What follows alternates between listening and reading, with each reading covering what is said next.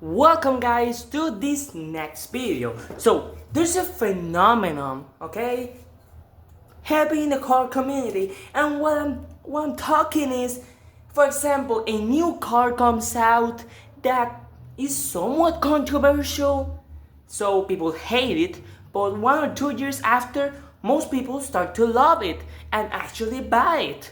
Okay, this happened with a car that I really love dear love so much. Is the Toyota Supra mk5. Now go with the video.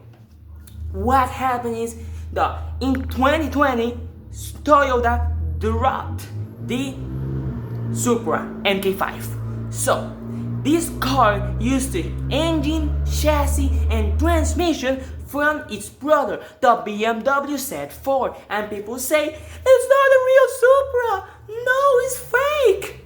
So people said that back in those days, but 1 or 2 years after, it grew in a lot of people, and that means more sales, okay? So now the Supra mk5 is a beloved sports car by the community, but there's still 2 or 3 people that still think it's a BMW, it's bad. So I'm glad that the majority of people changed their mind, because this is an amazing car, okay? It's a treat, it's a forbidden fruit. Rear-wheel drive manual transmission, 2 seats. No, for 2 seats. Hatchback. This is a forbidden fruit. How people could hate it. So we need to give a rate the car on how good it is, not not what brand makes it, or who was designed in conjunction with. No, forget about that crap, okay?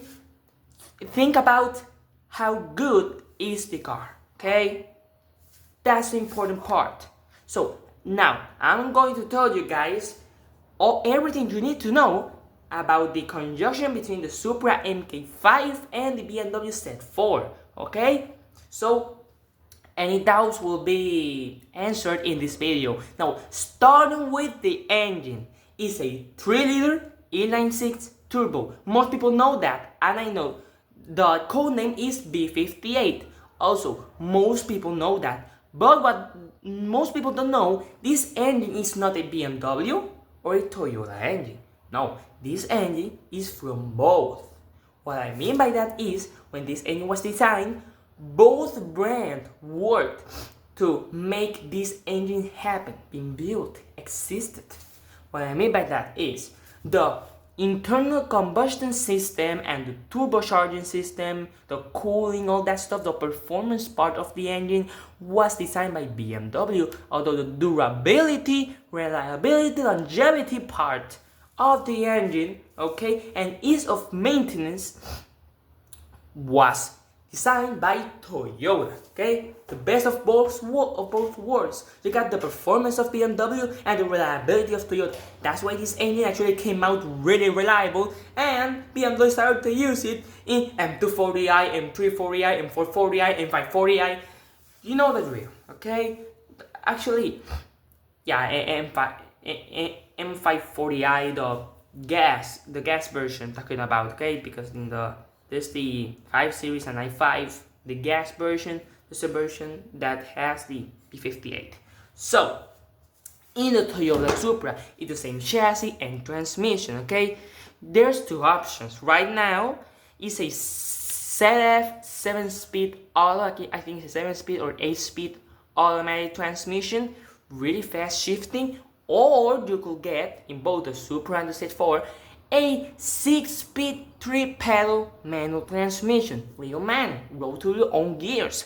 Okay, this was in the beginning. The beginning was only automatic, but then they started to make the option to choose a manual, and that helped sales of the Supra and Z4. Actually, the Z4 was in this year 2024. They gave it a manual. In 2023 till today, a manual transmission to the Supra.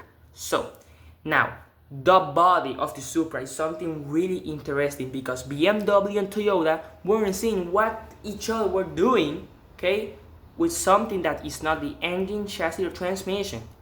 Okay, so Toyota didn't know what BMW was doing, and vice versa. BMW didn't know what Toyota was doing, so Toyota decided to make the body as aerodynamic and beautiful as possible and test it on track, okay, to see the weight distribution of the body and frame, okay, in a track to make sure it's as good as possible.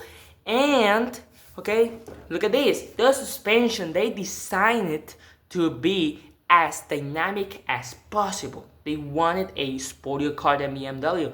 When the two revealed their car, their final production car, okay, the Toyota Supra mk5, okay, was faster around a track than the BMW Z4M, okay, the inline 6 version, because both have a inline 4 version, and that's it, the B48. So in the first model year, the Supra made 335 horsepower from 2020, 2021 till present 382. So 2021 and present Toyota Supra mk5 is faster around the track than in 2019 to present BMW Z4M. Okay, so now we get into the driveline. Like I said, rear-wheel drive, limited slip diff as usual, but the end gear is actually really short. That makes it go from 0 to 60 in 3.9 seconds. In the threes with less than 400 horsepower. That is not seen very often, really. I mean, a Ford Mustang GT has how much? 480 horsepower, 0 to 60, 4 seconds, or 3.9, 4 seconds. I mean, this is a seriously quick car because of its short gear. It makes it accelerate really fast in the first 3 gears. Okay, so the Toyota Supra mk5 is really a masterpiece. I mean, I don't need to be saying this because most people know that. Most people now love the car because they now understand how good it is. But there's still 3 or 4 people that still don't understand, and I want you to understand. Okay, so really, and actually Toyota doesn't have any plan to discontinue the car. They are actually planning to, in the next few years, make a new generation. So that's cool. Supra is not dying yet. Okay, I see them on the road. So if you have a Supra, let me know your experiences with this car. And if you like one, what's your opinion on it? Please let aside the BMW Toyota thing, the car, base it on the car, how good it is for you, okay? Because the Supra mk5 is a masterpiece, and it's a phenomenon that when something is remarkably different, people hate it, but then start to love it on how good the product is actually, okay? They don't see that they got what they asked for, a Supra, okay? In 2023 with a manual, still present. So,